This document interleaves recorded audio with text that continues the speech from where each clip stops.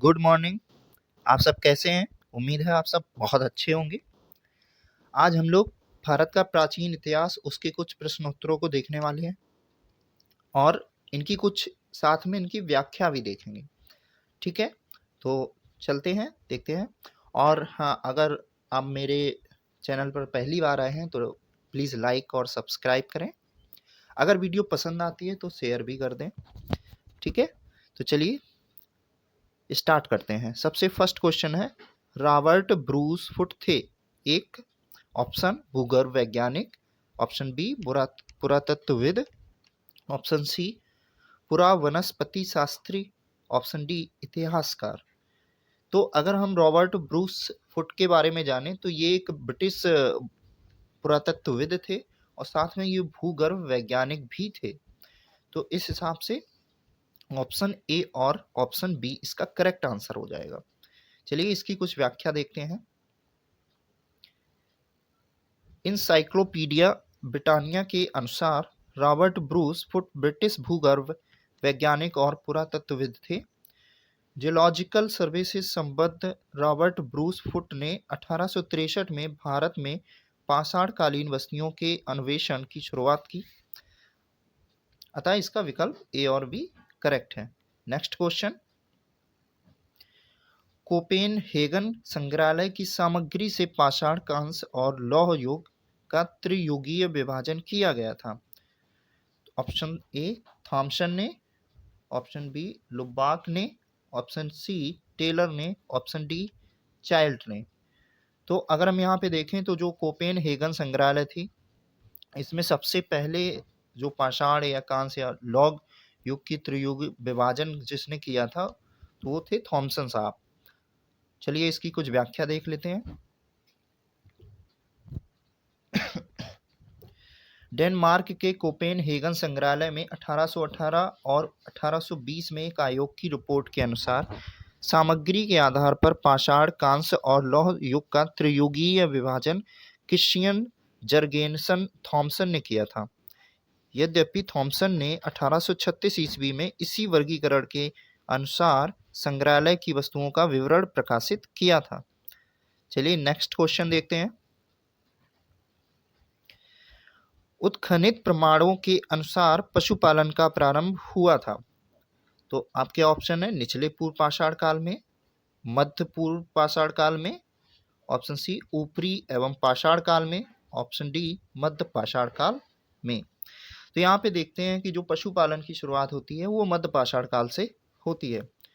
ठीक है, तो इसमें ऑप्शन डी करेक्ट हो जाएगा। ऑप्शन डी करेक्ट आंसर है इसका। चलिए इसकी व्याख्या भी देख लेते हैं। मध्य पाषाण काल में अंतिम चरण में पशुपालन के साक्ष्य प्राप्त होने लगते हैं। ऐसे पशुपालन के साक्ष्य प्राप्त में आदमगढ़ जो होशंगाबाद मध्य प्रदेश तथा बागोर भीलवाड़ा राजस्थान से मिले हैं। ठीक है, तो दो जगह थी, आदमगढ़ और बागोर। कुल मिला के एमपी और राजस्थान का जो क्षेत्र है वहां पर पशुपालन के साक्ष्य मिले हैं और ये मध्यकाल का जो अंतिम समय था उस समय ऐसा माना जाता है कि पशुपालन की शुरुआत हो गई थी। नेक्स्ट क्वेश्चन,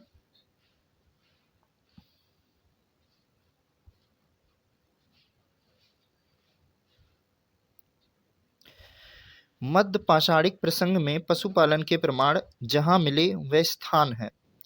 तो यहाँ पर देखिए अभी हमने पीछे देखा तो ऑप्शन डी आदमगढ़, इसमें ऑप्शन डी आदमगढ़ हो जाएगा। और एक और था बागोर।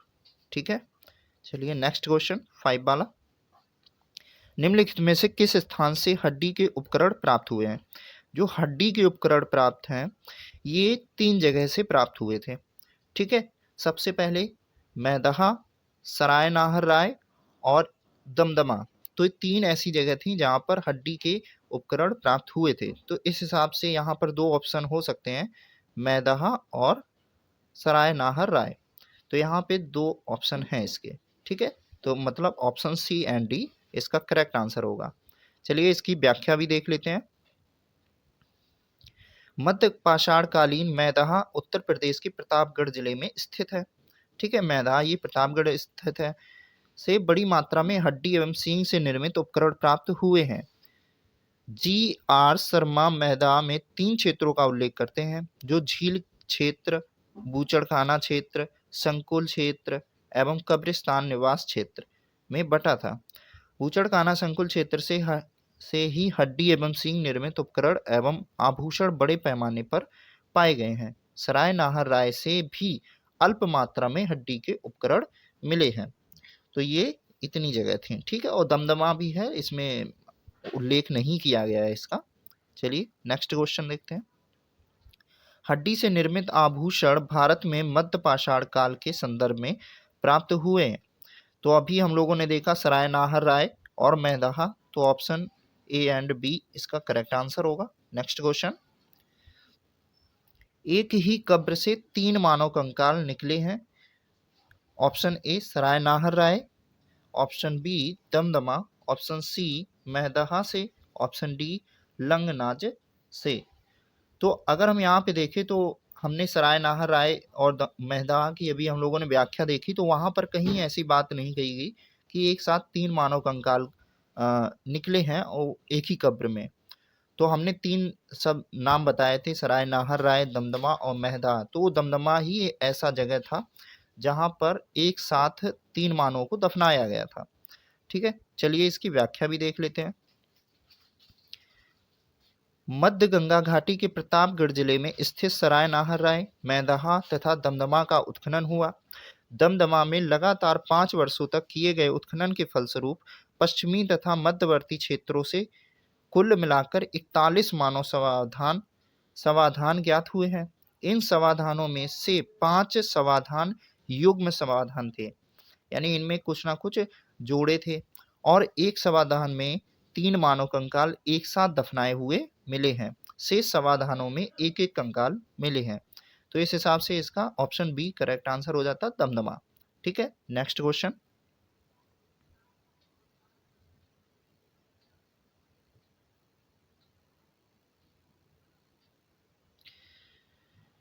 खाद्यान्नों की कृषि सर्वप्रथम प्रारंभ हुई थी। तो देखो खाद्यान्न जो है वो नवपाषाण काल से, जो नवपाषाण का प्रारंभिक काल है उस समय खाद्यान्नों की जो खाद्यान्न या कृषि के साक्ष्य मिलते हैं। तो इस हिसाब से इसका ऑप्शन ए करेक्ट हो जाएगा आंसर। नेक्स्ट क्वेश्चन देखते हैं। भारत में मानव का सर्वप्रथम साक्ष्य कहाँ मिलता है? तो जो भारत सॉरी भारत का जो मानव का सर्वप्रथम साक्ष्य मिलता है, तो आपके ऑप्शन है नीलगिरी पहाड़ियाँ, शिवालिक पहाड़ियाँ, नल्लमाला पहाड़ियाँ और नर्मदा घाटी। अगर हम देखें तो जो भारत में मानव का जो साक्ष्य मिलता है वो नर्मदा घाटी से मिलता है ना।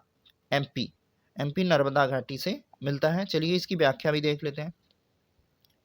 भारत में मानव सर्वप्रथम साक्ष्य मध्य प्रदेश के पश्चिमी नर्मदा क्षेत्र में स्थित हथनौरा, जो कि होशंगाबाद नामक पुरास्थल से प्राप्त हुआ है। इसकी खोज पुरातत्वविद अरुण सोनकिया द्वारा 5 दिसंबर 1982 में किया गया था। चलिए नेक्स्ट क्वेश्चन देखते हैं। प्रथम मानव जीवाश्म भारत की किस नदी घाटी से प्राप्त हुआ है? अभी हमने इसकी व्याख्या भी देखी, तो option C is a correct answer, Narmada घाटी है ना। यहाँ पर ही भारत में सबसे पहले मानव जीवाश्म प्राप्त हुए थे। नेक्स्ट क्वेश्चन, मानव द्वारा सर्वप्रथम प्रयुक्त अनाज था। तो जो मानव ने सबसे पहले जो अनाज प्रयुक्त किया था वो जौ था, है ना। तो ऑप्शन सी इसका करेक्ट आंसर, जौ सबसे पहले मानव ने प्रयोग किया था। नेक्स्ट क्वेश्चन, चलिए इसके बारे में कुछ देख भी लेते हैं थोड़ा बहुत इसकी व्याख्या। जैसे आधुनिक मानव समाज द्वारा मुख्य रूप से 8 खाद्य अनाजों का उपभोग किया करता था। जौ, गेहूं, चावल, मक्का, बाजरा, सोरगम, राई और जई। अनाजों के पौधे विभिन्न क्षेत्रों में जंगली घास के रूप में विद्यमान थे, जिन्हें बीजों के रूप में अलग अलग क्षेत्र में अलग अलग समय पर मानव ने उगाया। वैश्विक दृष्टि से देखा जाए तो सर्वप्रथम जो बार्ले है वो 8000 ईसा पूर्व के आसपास भूमध्य सागर एवं ईरान के मध्य स्थित पश्चिमी एशिया के देश में मानव द्वारा उगाया गया। भारत में लगभग इन्हीं क्षेत्रों में 8000 ईसा पूर्व के आसपास ही गेहूं भी उगाया जाने लगा। नेक्स्ट क्वेश्चन देखते हैं।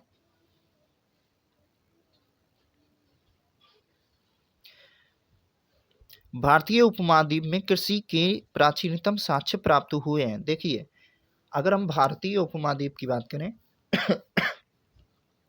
तो भारत में जो सबसे पहले कृषि से संबंधित कुछ साक्ष्य प्राप्त हुए हैं, तो सबसे पहले हमें ये पता होना चाहिए कि भारत में कौन कौन से इसमें कौन ऐसी जगह है जो भारत में है ना।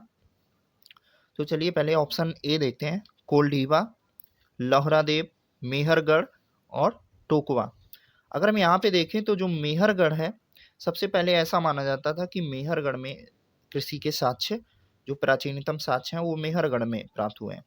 लेकिन अब जो नवीन खोज के आधार पर अगर देखा जाए तो जो लोहरादेव है, उत्तर प्रदेश में एक जगह है लोहरादेव, तो यहाँ पर कृषि के प्राचीनतम साक्ष्य प्राप्त हुए हैं। ठीक है, इसकी व्याख्या देखते हैं। नवीनतम खोजों के आधार पर भारतीय उपमहाद्वीप में प्राचीनतम कृषि साक्ष्य वाला स्थल उत्तर प्रदेश के संत कबीर नगर जिले में स्थित लोहरादेव है। यहाँ से 9000 ईसा पूर्व से 7000 ईसा पूर्व तक के बीच के चावल के साक्ष्य प्राप्त हुए हैं। उल्लेखनीय है कि इस नवीनतम खोज के पूर्व भारतीय उपमहाद्वीप का प्राचीनतम कृषि साक्ष्य वाला स्थल मेहरगढ़, जो कि अब पाकिस्तान के बलूचिस्तान में स्थित है, यहाँ से 7000 ईसा पूर्व के गेहूं के साक्ष्य मिले हैं। जबकि प्राचीनतम चावल के साक्ष्य वाला स्थल कोहलडीबा, जो कि इलाहाबाद जिले में बेलन नदी तट पर स्थित है, यहाँ से 6500 ईसा पूर्व के चावल की भूसी के साक्ष्य मिले हैं। माना जाता था उपरोक्त संदर्भों में अब यदि विकल्प में लोहरादेव रहता है, वही चीज लिखी है, अगर लोहरादेव और मेहरगढ़ रहता है तो हम लोहरादेव को वरीयता देंगे। ठीक है, नेक्स्ट क्वेश्चन, भारतीय उपमहाद्वीप में कृषि के प्राचीनतम साक्ष्य प्राप्त हुए हैं। तो अभी देखिए हम लोगों ने पढ़ा है, तो इसमें लोहरादेव तो कहीं ऑप्शन में दिया नहीं गया, तो इसका मतलब ऑप्शन डी हमारा हो जाएगा, मेहरगढ़। ठीक है, नेक्स्ट क्वेश्चन, भारतीय उपमहाद्वीप में कृषि के प्राचीनतम साक्ष्य कहाँ से प्राप्त हुए हैं? फिर वही आ गया, मेहरगढ़। ठीक है, दो ही ऐसी जगह है। नेक्स्ट क्वेश्चन,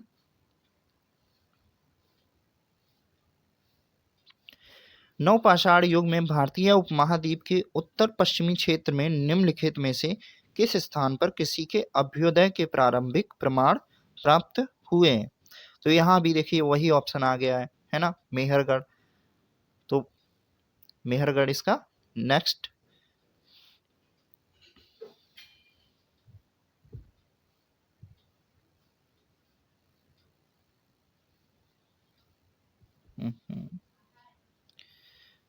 ठीक है, भारत में पशुपालन एवं कृषि के प्राचीनतम साक्ष्य प्राप्त हुए हैं। तो भारत में कृषि और पशुपालन अगर हम देखें तो ये कहाँ से साक्ष्य प्राप्त हुए हैं? अभी कृषि की बार बार बात चल रही है, तो मेहरगढ़ ही था, है ना। तो मेहरगढ़ से ही पशुपालन और कृषि के प्राचीनतम साक्ष्य प्राप्त हुए हैं। नेक्स्ट क्वेश्चन, उस स्थल का नाम बताइए जहां से प्राचीनतम स्थायी जीवन के प्रमाण मिले। अब ये इंपॉर्टेंट है कि स्थायी जीवन कहाँ से मिला है। अच्छा, मेहरगढ़ के बारे में हम लोगों ने नहीं पढ़ा था कि स्थायी जीवन हुआ क्या हुआ, लेकिन अगर कृषि इंसान, जो भी व्यक्ति कृषि करता है, तो मतलब स्थायी रूप से उसने निवास किया होगा, तो इस हिसाब से इसका ऑप्शन मेहरगढ़ ही होगा। चलिए नेक्स्ट क्वेश्चन, देखिए यहाँ पर इन्होंने व्याख्या भी दी है कि प्राचीनतम स्थायी जीवन के प्रमाण सर्वप्रथम बलूचिस्तान के कच्छी मैदान स्थित मेहरगढ़ से मिले हैं, जिसकी प्रमाणिक तिथि 7वीं सहस्त्राब्दी ईसा पूर्व 7000 ईसा पूर्व है। जबकि किसी गुल मोहम्मद एवं कालीबंगा की प्राचीनतम तिथि क्रमशः 4000 ईसा पूर्व से 3500 ईसा पूर्व है। तो इस हिसाब से option D is the correct answer. Next question, निम्नलिखित में से किन स्थानों से मध्यपाषाण काल में पशुपालन के प्रमाण प्राप्त हुए हैं? तो ये बढ़िया इंपॉर्टेंट चीज आई है कि मध्यपाषाण काल में पशुपालन के प्रमाण मिलते हैं। जैसे ऑप्शन ए है आपका औदे, option B Bori, option C Bagor, option D Lakhaniya. तो अगर यहाँ पर हम देखें जो पशु की हड्डियां मिली हैं, मानव कंकाल मिले हैं, तो वो दो जगह थी, है ना, मध्यपाषाण काल में। कौन थी? एक बागौर थी, और एक और कौन थी? ये आप कमेंट करके बताइए, क्योंकि आपको मैंने अभी पढ़ के बताया था, राइट। नेक्स्ट क्वेश्चन, चलिए इसकी व्याख्या भी देख लेते हैं। मध्य पाषाण काल में पशुपालन के साक्ष्य प्राप्त होने लगते हैं। पशुपालन के प्रारंभिक साक्ष्य मध्य प्रदेश में होशंगाबाद के निकट आदमगढ़ पुरास्थल और राजस्थान के भीलवाड़ा जिले में स्थित बागोर से मिलते हैं। तो देखिए आपको मिल गया आदमगढ़ और बागोर। नेक्स्ट क्वेश्चन, निम्नलिखित में से किसको चारकोलिथिक युग भी कहा जाता है? देखिए जो चारकोलिथिक युग है इसको हम ताम्र पाषाण युग भी कहते हैं, ठीक है। तो option C is a correct answer. Next question,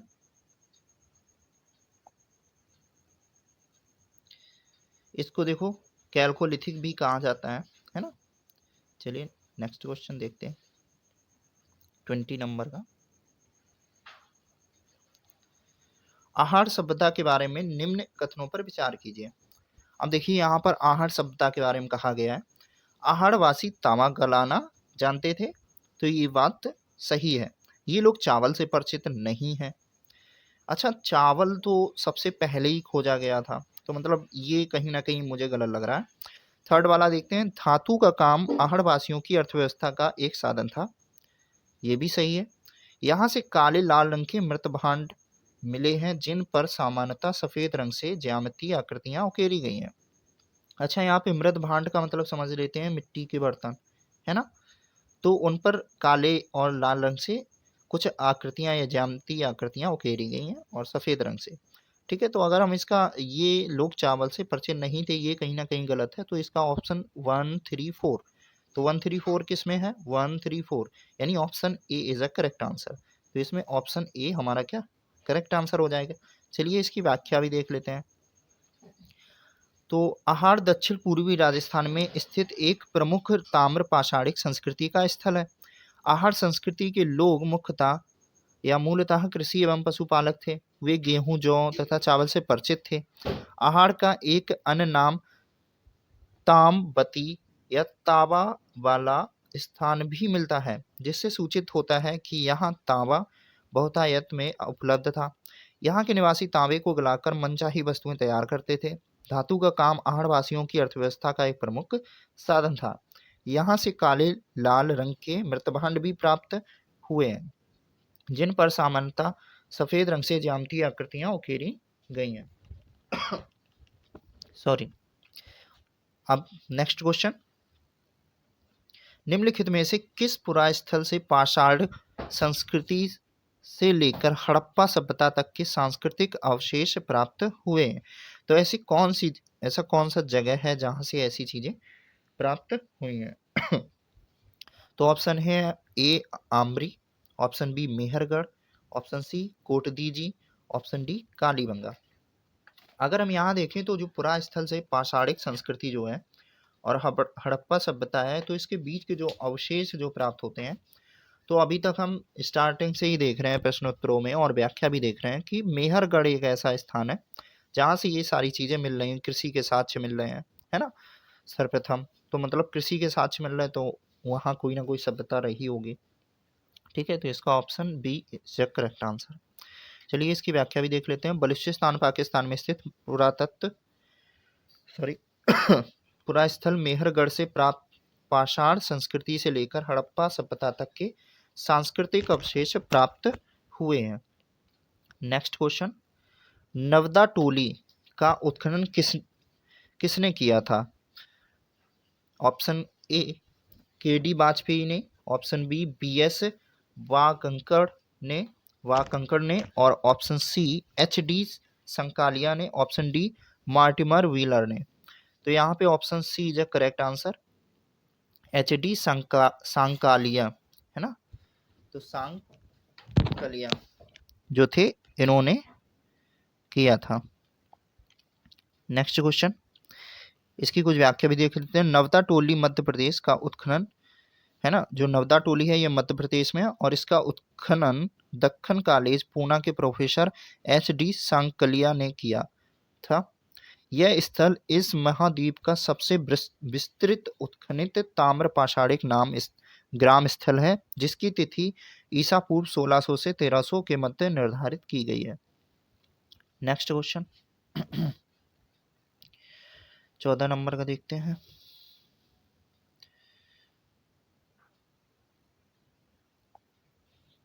next question, बृहद पाषाण स्मारकों की पहचान की गई है। तो सबसे पहले ऑप्शन ए, सन्यासी गुफाओं के रूप में, मृतक को दफनाने के स्थान के रूप में, मंदिर के रूप में, या उपयुक्त में से कुछ भी नहीं। तो अगर हम देखें तो जो बृहद पाषाण स्मारकों की पहचान करी गई है तो वहां पर हमको क्या मिले हैं, कुछ मृत कंकाल मिले हैं, अनाज मिला है ना। तो यहाँ पे अनाज की तो बात नहीं चल रही है, मृतक को दफनाने के स्थान के रूप में इसका पता चलता है। तो option B is a correct answer. Option B इसका सही आंसर हो जाएगा। नेक्स्ट क्वेश्चन, अगर इसकी व्याख्या देखें तो नवपाषाण युगीन दक्षिण भारत में शवों को विभिन्न प्रकार की समाधियों में दफनाने की परंपरा विद्यमान थी। इन समाधियों को जो विशाल पाषाण खंडों में निर्मित है, बृहद पाषाण या मेगालिथ के नाम से भी जाना जाता है। इनके विभिन्न प्रकार हैं, जैसे शिष्ट समाधि, पिट सर्किल, है ना, cairn circle, dolmen, umbrella stone, hood stone, कंदराय, मेहर। नेक्स्ट क्वेश्चन 25 वाला, राख का टीला निम्नलिखित किस नवपाषाणिक स्थल से संबंधित है। ठीक है, तो option A Budihal, option B Sanganakallu, option C Koldihwa, option D Brahmagiri.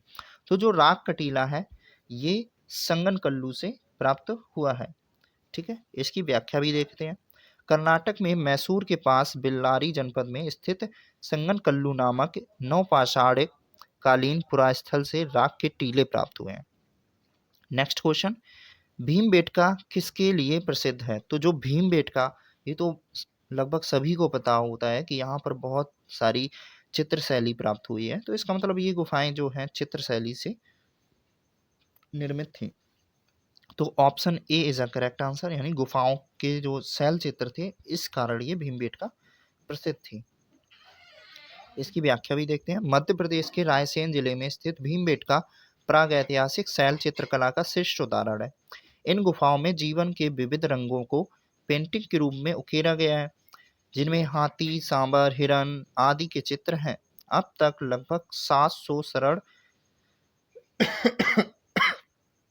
Sorry sorry सरल स्थलियों की पहचान की जा चुकी है, जिसमें से 133 में चित्र पाए गए हैं। नेक्स्ट क्वेश्चन, निम्नलिखित में से कौन सा स्थल प्राग ऐतिहासिक चित्रकला के लिए प्रसिद्ध है। भीमबेटका ही है। नेक्स्ट, भीमबेटका की गुफाएं कहाँ स्थित हैं, अभी पढ़ा हम लोगों ने, है ना। तो वो चलिए, इसमें option D is a correct answer, यानी अब्दुल्लागंज रायसेन। ठीक है, अब्दुल्लागंज रायसेन, रायसेन पढ़ चुके हैं तो ऐसे हम लोग बता सकते हैं। नेक्स्ट क्वेश्चन, भारत में किस शिलाश्रय से सर्वाधिक चित्र प्राप्त हुए हैं। तो चित्र तो भीमबेटका से प्राप्त हुए हैं, तो Bhimbetka is a correct answer. Next, निम्नलिखित में से किस भारतीय पुरातत्ववेत्ता ने पहली बार भीमबेटका गुफा को देखा और उसके शैल चित्रों के प्रागैतिहासिक महत्व को खोजा। तो कौन ऐसे थे जिन्होंने देखा और उसको खोजा। तो Madho Swarup Vats, H D Sankalia, B S Wakankar और वी एन मिश्रा। तो यहाँ पे बी एस वाकंकर जो थे उन्होंने सबसे पहले भीमबेटका गुफा को देखा था।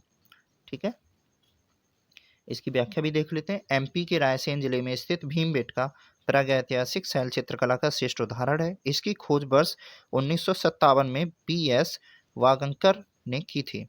यूनेस्को ने भीमबेटका शैल चित्रों को विश्व विरासत सूची में सम्मिलित किया है। नेक्स्ट क्वेश्चन, भीमबेटका को किसने खोजा था, अभी हम लोग पढ़ चुके हैं, है ना। तो डॉक्टर विष्णुधर वाकंकर। ठीक है, तो option C is a correct answer. Next, गैरिक मृतभांड पात्र जो ओसीपी का नामांकन किसने किया, या नामांकन हुआ, जो नामकरण है वो हुआ।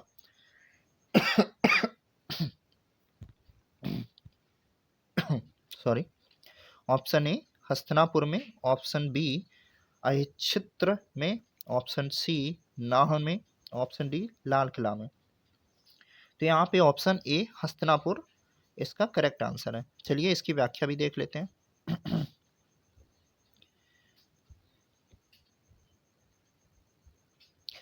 यमुना, गंगा यमुना दोआब की सांस्कृतिक परंपरा संभवतः उस संस्कृति के साथ शुरू होती है जिसे अपने अत्यंत विशिष्ट मृतभांड के नमूने के कारण गेरुवर्णी गैरिक मृतभांड संस्कृति कहा जाता है।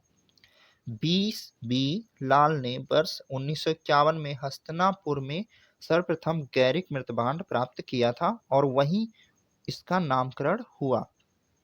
नेक्स्ट क्वेश्चन, ताम्रश काल में महाराष्ट्र के लोग मृतकों को घर के फर्श के नीचे किस तरह रखकर दफनाते थे? ऑप्शन ए उत्तर से दक्षिण की ओर, ऑप्शन बी पूर्व से पश्चिम की ओर, ऑप्शन सी दक्षिण से उत्तर की ओर और ऑप्शन डी पश्चिम से पूर्व की ओर।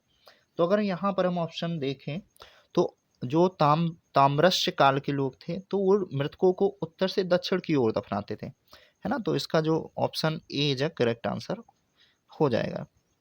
इसकी व्याख्या भी देख लेते हैं। महाराष्ट्र के ताम्र पाषाण कालीन संस्कृति जोरवे संस्कृति के नेवासा, दैमाबाद, कौठे, चंदौली, इनाम गांव आदि पुरास्थलों में घरों से मृतकों को अस्थि कलश में रखकर उत्तर से दक्षिण स्थिति में घरों के फर्श के नीचे दफनाए जाने के साक्ष्य मिले हैं। कब्र में मिट्टी की हड्डियां और तांबे की कुछ वस्तुएं भी रखी जाती थीं। नेक्स्ट क्वेश्चन, निम्नलिखित में से किस स्थान या किस स्थल से मानव कंकाल के साथ कुत्ते का कंकाल समाधान से प्राप्त हुआ है? Option A Brahmagiri, option B Burzahom, option C Chirand, option D मास्को या मास्की, है ना, मास्की। तो option B is a correct answer, यानी बुर्जहोम से प्राप्त हुआ है। ठीक है, इसकी व्याख्या भी देख लेते हैं। जम्मू एवं कश्मीर में श्रीनगर के निकट उत्तर पश्चिम में स्थित बुर्जहोम से नवपाषाणिक अवस्था में मानव कंकाल के साथ कुत्ते का कंकाल भी समाधान से प्राप्त हुआ है। गर्तावास यानी गड्ढों वाले घर भी यहाँ की प्रमुख विशेषता है। तो हमें ये याद रखना है कि जो बुर्जहोम है ये कहाँ पर है? जम्मू एंड कश्मीर में। ठीक है, और यहाँ से मानव के साथ कुत्ते के भी कंकाल प्राप्त हुए हैं। नेक्स्ट क्वेश्चन, निम्नलिखित में से किस स्थान पर मानव के साथ कुत्ते को दफनाए जाने के साक्ष्य मिले हैं? अभी पढ़ा, बुर्जहोम है, option A is correct answer. Next, गर्त आवास के साक्ष्य प्राप्त हुए हैं, अभी हम लोगों ने ऊपर व्याख्या में देखा, बुर्जहोम है। ठीक है, नेक्स्ट क्वेश्चन,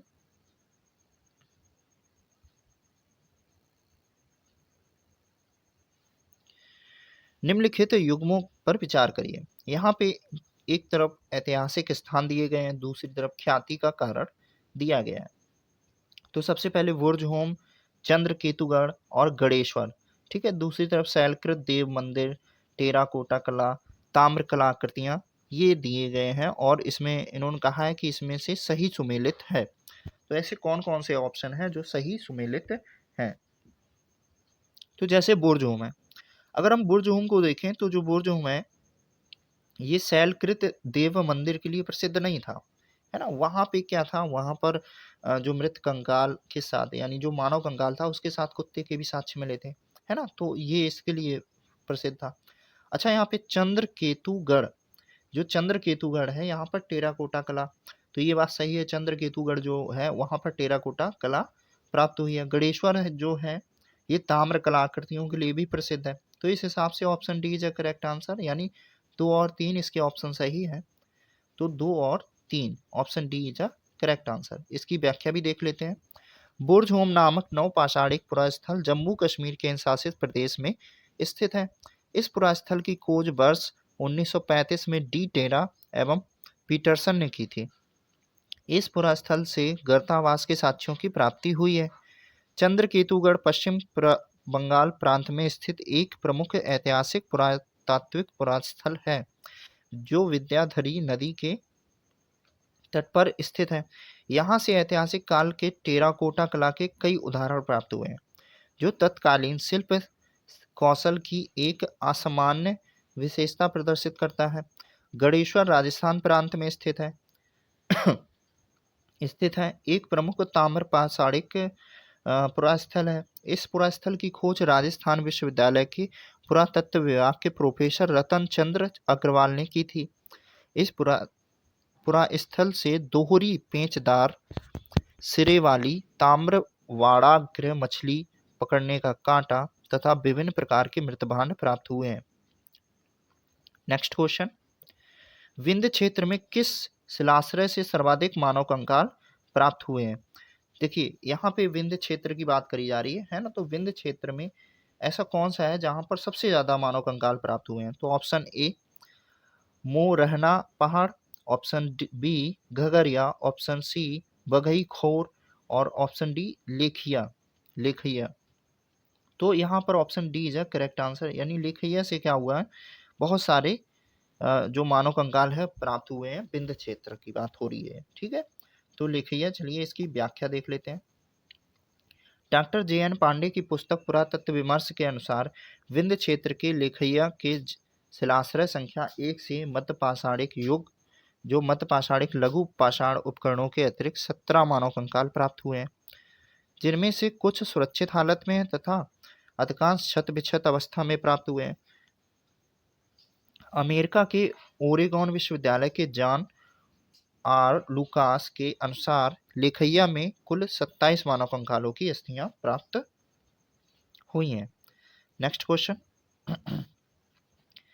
नीचे दो कथन दिए गए हैं, यानी इसमें कथन दिया गया और कारक दिए गए हैं। ये अच्छा प्रश्न आसान होते हैं क्योंकि ये व्याख्या रहित होते हैं और इसमें हम समझ सकते हैं कि ये कहाँ किस टॉपिक से उठाया गया।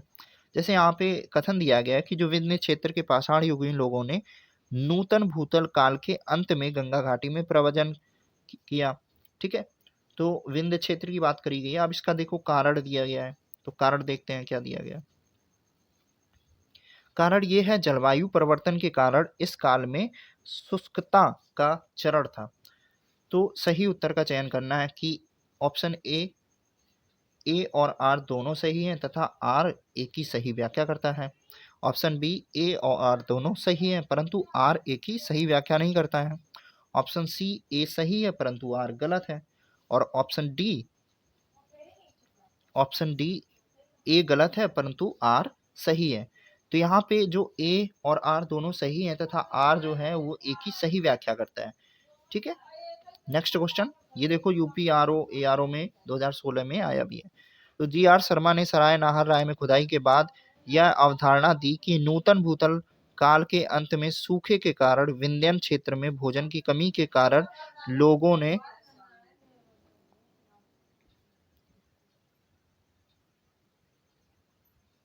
तो चलिए इसकी व्याख्या देखते हैं। GR शर्मा ने सराय नाहर राय में खुदाई के बाद यह अवधारणा दी कि नूतन भूतल काल के अंत में सूखे के कारण विंध्यन क्षेत्र में भोजन की कमी के कारण लोगों ने गंगा घाटी क्षेत्र में प्रवास किया था।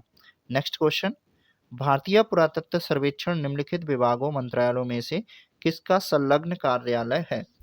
तो ऑप्शन ए संस्कृति, ऑप्शन बी पर्यटन, ऑप्शन सी विज्ञान एवं प्रौद्योगिकी, ऑप्शन डी मानव संसाधन विकास। तो यहाँ पे देखिए जो भारतीय पुरातत्व सर्वेक्षण है वो संस्कृति मंत्रालय के अंतर्गत आता है, ठीक है, संस्कृति मंत्रालय के अंतर्गत आता है। अब देखते हैं भारतीय पुरातत्व का जनक किसे कहा जाता है, ठीक है। तो option A Alexander Cunningham, option B John Marshall, option D Mortimer Wheeler, option D James Prinsep, ठीक है। तो अगर हम यहाँ पे देखें तो जो भारतीय पुरातत्व के जनक है अलेक्जेंडर कनिंघम को कहा जाता है। नेक्स्ट क्वेश्चन, इसकी व्याख्या भी देख लें। अलेक्जेंडर कनिंघम जो 1814 से 1893 ईस्वी को एक ब्रिटिश सेनाधिकारी के रूप में बंगाल इंजीनियर्स के साथ काम करने के लिए तैनात किया गया था, उन्हें ही भारतीय पुरातत्व के जनक के रूप में जाना जाता है। नेक्स्ट, राष्ट्रीय मानव संग्रहालय कहाँ पर स्थित है? Option A Guwahati, option B Bastar, option B C Bhopal, option D Chennai. तो जो राष्ट्रीय मानव संग्रहालय है वो भोपाल में स्थित है, क्योंकि भाई एमपी की स्टार्टिंग से ही बात चल रही है ना, और एमपी में बहुत सारी ऐसी निकले हैं तो ऑब्वियसली राष्ट्रीय जो मानव संग्रहालय होगा वो वहीं पर होगा, ठीक है। चलिए इसकी व्याख्या भी देख लेते हैं।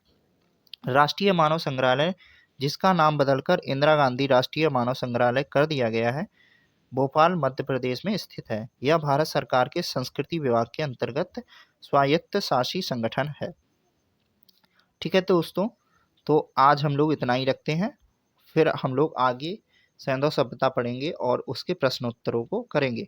अगर हाँ आप लोगों ने मेरा पहला वीडियो नहीं देखा है तो प्लेलिस्ट में जाइए और वहाँ पर देखिए जाके, मैंने इसकी पूर्ण व्याख्या दी है। उसके बाद मैंने ये 42 जो प्रश्नोत्तर हैं इनको करवाया है।